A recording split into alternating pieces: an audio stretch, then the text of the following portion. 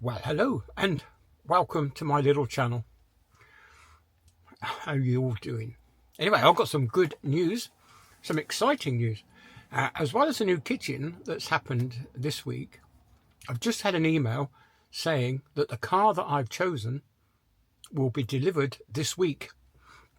The lady that phoned me said that the delivery people who deliver the car to the dealership don't give them a specific time or date. They just say it's going to appear this week. And so she just passed that message on to me today, saying that my new car will be here this week. So this is the last day in the beast. Well, I'll say last day. It's going to be the last week in the beast. So either way, whatever happens, I shall be saying goodbye on Friday. Definitely on Friday, because I'm going to take the car in and hand the keys over. Because I'll go back to work on Monday, I won't be here if the car comes after the weekend. She says they don't come on a weekend, so if it's not here by Friday, then I won't be getting my new car this time home. As you know, I work away, and I'm working away on Monday for 3 weeks. And I think it's 3 weeks this time. I'll have to check my schedule. I think it's 3 weeks. I'm pretty sure it is. Anyway, digressing as I am. Yeah, so two courses of action are going to happen. Either I give them the car on Friday and then I'll wait until I come home and pick up my new car, or the new car will be here before Friday and I'll be getting rid of this car before then. I want to get rid of it anyway. Even if I don't get the new car just yet, is so that I don't have to pay next year's or next month's road tax, which is due on the 1st of October. So I don't want to pay that month's worth of road tax if I don't get to drive my car. This is the trouble when you're working away. You still have to pay for the road tax, and it's very difficult to get the car sawned. Years ago when I worked for P&O Containers and I was doing 3 months at a time, then yes, it was worth sawing the car at my parents' house and getting it re-taxed as soon as I came home. Yeah, okay, I'd lose a little bit at the end of every month and I'd lose a little bit at the beginning of every month. It was very rare that I got home on the day my road tax was due. It was always halfway in between. But anyway, digressing again. Yeah, so this is the beast. So I'm going to turn the camera around and get to sit one last reminder of what the console looked like in front of me, should I say. There we go. There we go. Right, we turn round. So there we go. There's my steering wheel. Well, I love it. I do love this car. Really do love this car. I know. Yeah, bits and pieces all over at the moment. Let's go. Turn you up there. There we go. Bits and pieces at the moment. Got the sweets there on the console, the stereo system, phone charger, and I've got my sat nav holder, and I've got my road angel over there. Very important to get a road angel, by the way. Anyway, so let's turn you right round that way. Oh, that's as far as it goes that way. Let's go this way. There we go. You'll end up seeing my ugly mug again. And let's see if we can just get you over there. There's the back. It's a bit of a model at the moment, but I've got some seats. When we went to the duck pond recently, we took the camping chairs, and that's where we sat. So they're there at the moment. I'm going to take those out tonight and fold those back up and put them away back in the hallway.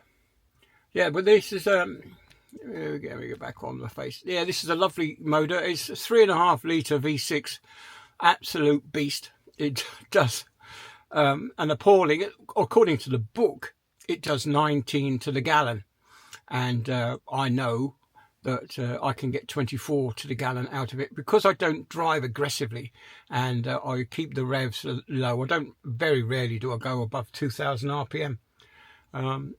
You know, except of course if you know, you're pulling onto a motorway and you've got to speed up to fit in, then I would not, you know, I'd not stick to that 2,000 RPM. I'd floor it really to get up to speed. But yeah, absolute beast. It's I think it's top speed of 124. I have done it years ago, more than 12 years ago, so you can't prosecute me, can you? But that was on a private track, of course.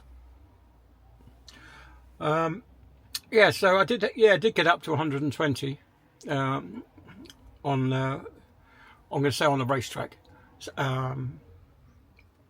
but there was nobody else on the racetrack, if you know what I mean. So yeah, but yeah, generally I do stick to the speed limit all the time in this car, and of course that's given me 24 miles per gallon, as it says in the book, 19. So I think I did pretty well. The new car should be roughly about 60 miles per gallon, so you're talking at least double the distance in per gallon of gas or fuel. So that's a good thing. Yeah, I will miss this. This has been absolute, a godsend. This car, simply because we got the, it's big American car. It takes three people in the back quite comfortably, very comfortably, in fact. And of course, we've got the big space on the roof. We have a big roof box. So the new car, we're going to have to do convert my roof bars for the new car. That won't take too much effort nor too much trouble.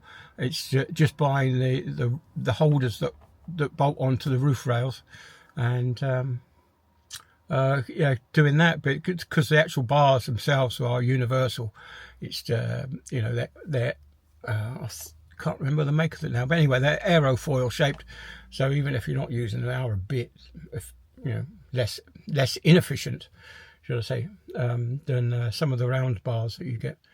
But yep, so not looking forward to getting rid of it, but well, it's got to be done. It's got to be done. I know it's expensive getting a new car, and I know I'm going to lose a lot of depreciation on the first day that I take it out the showroom. It's going to lose a couple of grand, but this will be my first ever new car. I had a new motorbike when I was first started work. I had a Honda VFR 750 F2, and yeah, that was an absolute beast. Now this is going back a good few years ago now, 30 odd years ago. I had that motorbike.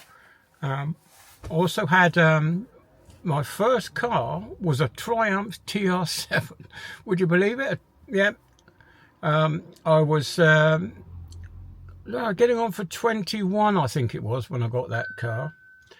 And then sold that and got the motorbike, and then sold the motorbike and got a Mazda RX-7 with the twin rotary engine in it. Lovely car, great sounding engine, very, very quiet. Simply because of the way it's designed, you get 3 power strokes per cylinder, and or per revolution, and it could be a twin. You had 6 power cycles for every revolution of the engine, so that was pretty amazing. Not like this V6 here, though it's got 6 cylinders.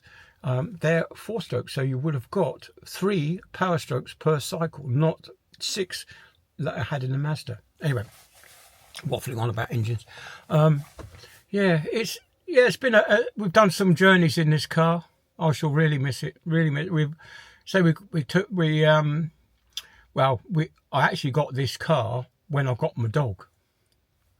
I think I had the car about a month before we went and got Boston.